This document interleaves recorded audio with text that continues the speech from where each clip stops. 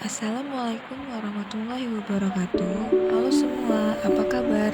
Tentunya pasti baik semua ya. Untuk memulai pembelajaran, anak-anak duduk dengan rapi ya, dan dilanjutkan dengan berdoa. Baiklah, pembelajaran kita hari ini tentang teks cerita pendek. Ibu akan menjelaskan apa itu teks cerita pendek, ciri-cirinya, dan unsur pembangun sebuah cerita pendek tersebut. Ibu harap kalian bisa menyimak dengan baik ya. Baiklah, di sini Ibu akan menjelaskan teks cerita pendek. Cerpen atau cerita pendek merupakan prosa fiksi yang menceritakan tentang suatu peristiwa yang dialami oleh tokoh utama. Seperti namanya, cerpen lebih sederhana daripada novel. Cerpen termasuk dalam sastra populer. Karya sastra ini terdiri dari satu inti kejadian yang dikemas dengan cerita yang padat. Selanjutnya, ciri-ciri cerpen. Yang pertama, ceritanya fiktif atau rekaan. Yang kedua, fokus pada satu aspek cerita. Yang ketiga, mengungkapkan masalah yang penting saja.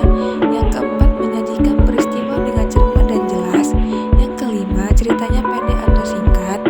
Yang keenam, menggunakan bahasa yang tajam, sugestif, dan provokatif atau menarik perhatian.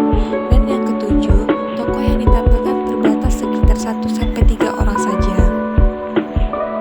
Selanjutnya ada unsur pembangun cerpen. Di dalam unsur pembangun cerpen ini terdapat dua, unsur intrinsik dan unsur ekstrinsik. Di dalam unsur intrinsik ada tema, sudut pandang, tokoh dan pentokohan, latar, alur, dan amanat. Baiklah, Ibu akan menjelaskan yang pertama yaitu tema. Tema merupakan gagasan atau ide pokok yang mendasari suatu cerita.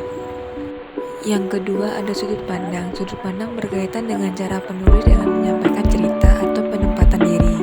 Secara garis besar, sudut pandang dibagi menjadi 3, yaitu sudut pandang orang pertama, sudut pandang orang ketiga, dan sudut pandang campuran. Yang ketiga itu ada tokoh dan penokohan. Tokoh merupakan pelaku dalam cerita, sedangkan penokohan merupakan cara pengarang dalam menampilkan tokoh tersebut.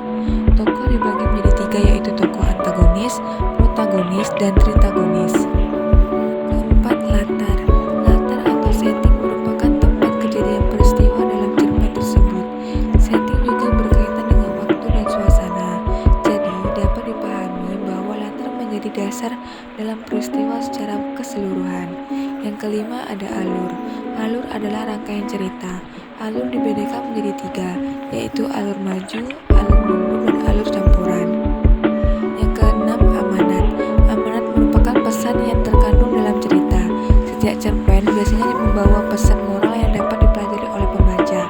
Amanat inilah yang menjadikan cerpen memiliki makna kebermanfaatan. Selanjutnya ada unsur ekstrinsik cerpen. Yang pertama, latar belakang masyarakat. Dalam sebuah cerpen, latar belakang masyarakat bisa menjadi penentu nilai ekstrinsiknya. Yang kedua, latar belakang pengarang. Latar belakang pengarang juga mempengaruhi cerpen yang dihasilkan. Seorang penulis cerpen dengan berbagai macam latar belakang bisa menciptakan unsur ekstrinsiknya sendiri. Yang ketiga, nilai-nilai yang terkandung dalam cerpen. Contoh nilai-nilai yang terkandung antara lain, yang pertama nilai sosial, yang kedua nilai moral, yang ketiga nilai budaya, dan keempat nilai agama. Baiklah, sekian pembelajaran kita hari ini.